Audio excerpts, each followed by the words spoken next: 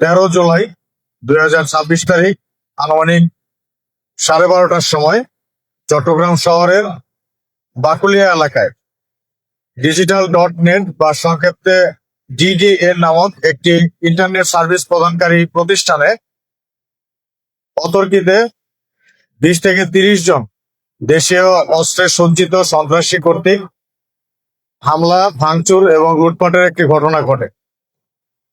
দিন দুপুরে এই ধরনের একটি ঘটনা সারা দেশে চাঞ্চল্য সৃষ্টি করে এবং সকল সোশ্যাল মিডিয়াতে এটি প্রচারিত হয়। উক্ত ঘটনার প্রেক্ষিতে তৎক্ষণাৎ পুলিশ এবং র্যাবের পৃথক পৃথক দল ঘটনাস্থলে গমন করে এবং ঘটনার তদন্ত শুরু করে।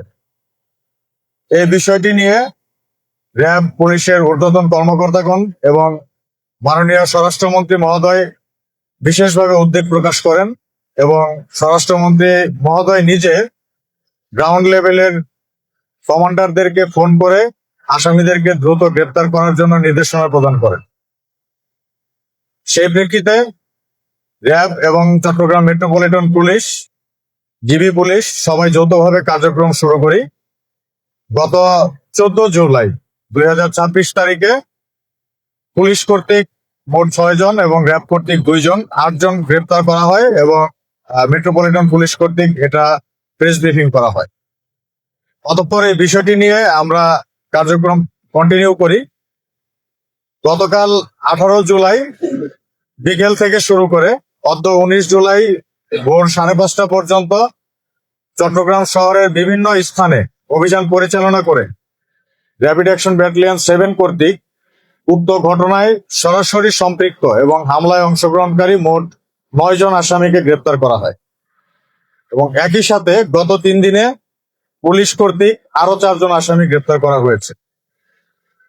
যে 9 জন আসামি র্যাব কর্তৃক গ্রেপ্তার করা হয়েছে, এই 9 জন আসামির মধ্যে একজন মাইকেল রোহেন মিয়া প্রকাশ মাইকেল, সে ছিল এই হামলার সংগঠন যারা করেছে তাদের 3 জনের একজন। এই হামলায় মূলত ডেভিড ইমনের নির্দেশে মাইকেল, সানি এবং রাজু নামক 3 জন ব্যক্তি বিভিন্ন স্থান থেকে লোকজন সংগ্রহ করে হামলা পরিচালনা করে।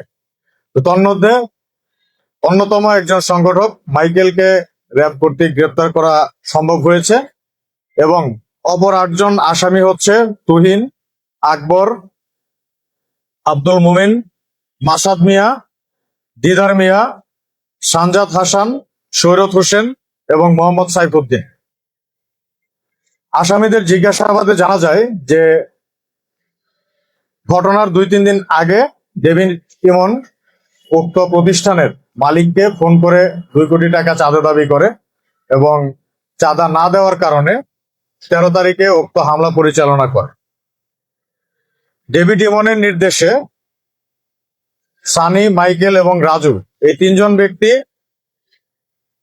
চকবাজার, বাকুলিয়া, বদ্দারহাট, রাউজান এই বিভিন্ন এলাকা থেকে বেশ কিছু লোকজন সংগ্রহ করে এবং তাদেরকে দিয়ে দেশীয় অস্ত্র দিয়ে এই প্রতিষ্ঠানে হামলা চালায়। তারা প্রাথমিকভাবে এসে বদ্দারহাট এলাকায় একটি জায়গায় বাসে করে আসে, সেখান থেকে অটোরিকশাতে করে বিভিন্ন দলে বিভক্ত হয়ে বাকুলিয়া এক্সপ্রেস রোড এলাকায় গমন করে। সেখানে গমন করার পর তারা ছোট একটি দলকে বাকুলিয়া এক্সপ্রেসওয়ে এলাকায় রাস্তার মধ্যে নিয়োজিত করে রাখে, যাতে র্যাব, পুলিশ বা অন্যান্য আইন শৃঙ্খলা রক্ষাকারী বাহিনীর সদস্যরা আসছে কিনা এটা নজরদারি করার জন্য। আরেকটি গ্রুপকে সেই বিল্ডিং এর নিচে এবং আশেপাশের এলাকায় খুব সাধারণ মানুষের বেশে অবস্থান গ্রহণ করে থাকে, যাতে পরবর্তীতে রিইনফোর্সমেন্ট প্রয়োজন হলে তারা পৌঁছাতে পারে।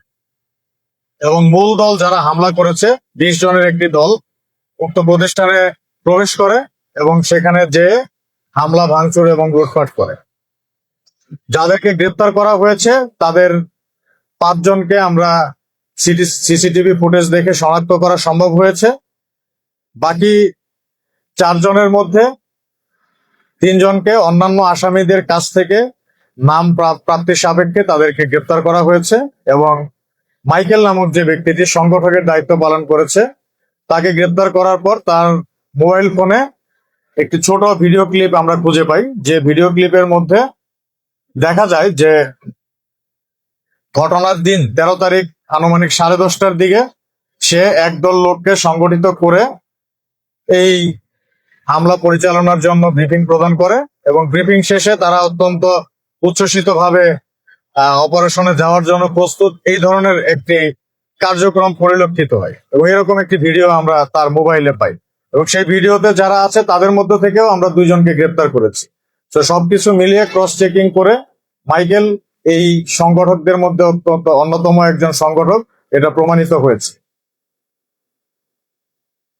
উক্ত আসামিদেরকে এবং তাদেরকে গ্রেপ্তার করার সময় উক্ত হামলায় ব্যবহৃত যে একটি বড় আকারের সামুরাই এবং আরো কিছু দেশীয় অস্ত্র উদ্ধার করা হয়েছে।